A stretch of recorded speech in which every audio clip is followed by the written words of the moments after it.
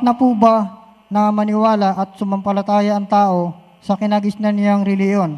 Unang-una kapatid, patayan yung kinagis ng relihiyon.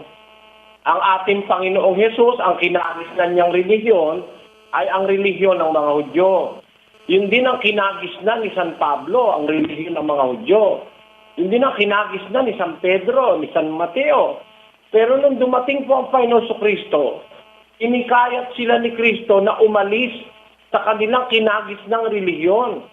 At inatake ni Kristo ang relihiyon niyang kinagisnan. Pakinggan niyo ang atake ni Kristo sa relihiyong kanyang kinagisnan sa Judaismo. Mismo sa relihiyon na kung saan miyembro ang kanyang lahi. Ang sabi niya sa mga nagisnan niyang mga leader sa kanyang panahon, eto po, sa 23 ni Mateo, pakinggan niyo sinasabi. Sa aba ninyo, mga eskriba at mga pariseyo, mga mapagpaimbabaw, sapagkat na nagbibigay kayo ng yerba buena at ng anis at ng kumino, at inyong pinagbabayaang di ginagawa ang lalong mahahalagang bagay ng kautusan, na dilit ibat ang katarungan at ang pagkahabag at ang pananampalataya.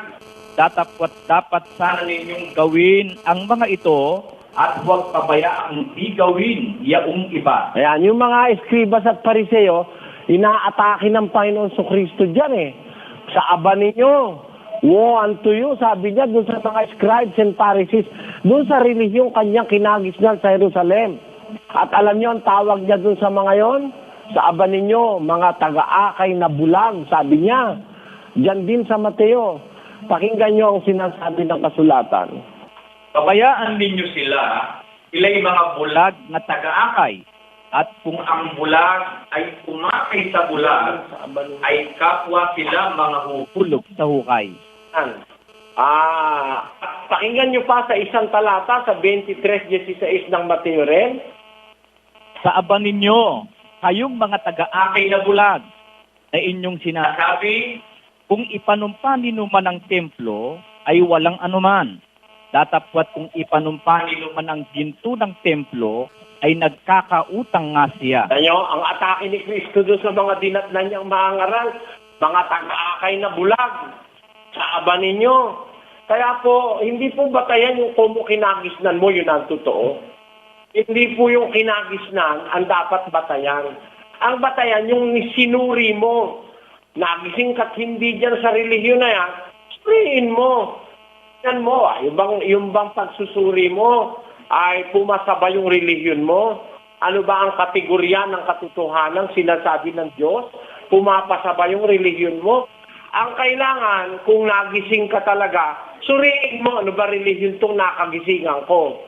Ito ba'y tama? Suriin mo, do your own personal perusal of facts and investigation about your religion.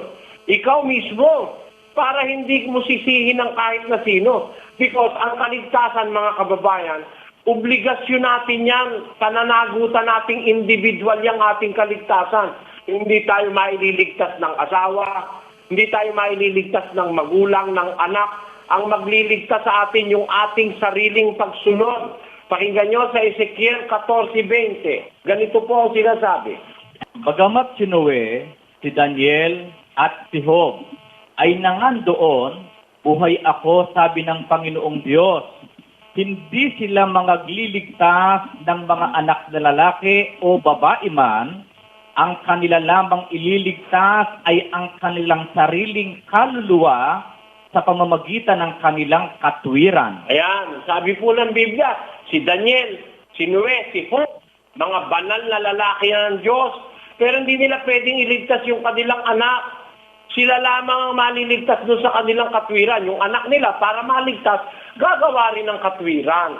Kanya-kanya po tayo sa paningin ng Diyos. Kaya, hindi ko mo yun ang relihiyon ng tatay mo, nanay mo, yun na rin ang relihiyon mo. Magsuri muna tayo. Alamin natin personal sa ating sarili na ito ba kaya ang tamang relihiyon na dapat kong aniban o dapat kong pagkamatayan o dapat kong pagkagastusan, paggugulan ng aking buhay at magagawa. Yun po ang mga tanong na dapat masagot. At ang sasagot ay ang Diyos sa pamamagitan ng Biblia. Kailangan ang Diyos ang magpatunay na ang relihiyon ay totoo. Hindi mismong yung ministro lang. Ang sabi kasi sa unang Juan 5:9, pakinggan nyo nakasulat, kapatid. Kung tinatanggap natin ang patotoo ng mga tao, ay lalong dakila ang patotoo ng Diyos. Yun. Kung tinatanggap natin ang patotoo ng tao, lalong dakila ang patotoo ng Diyos. Kasi kung yung tao tatanggapin mo, may tao sinungaling eh. Sabi, yun daw kanyang totoo. Ang sinasabi naman ay labag sa Biblia. Kung ikaw may isip, lalayasan mo yun. Pero pag ang Diyos ang magsasabi na ang isang samahan ay totoo, yun ang kailangan. Na ang Diyos ang magsabi ng pagkatotoo ng isang samahan.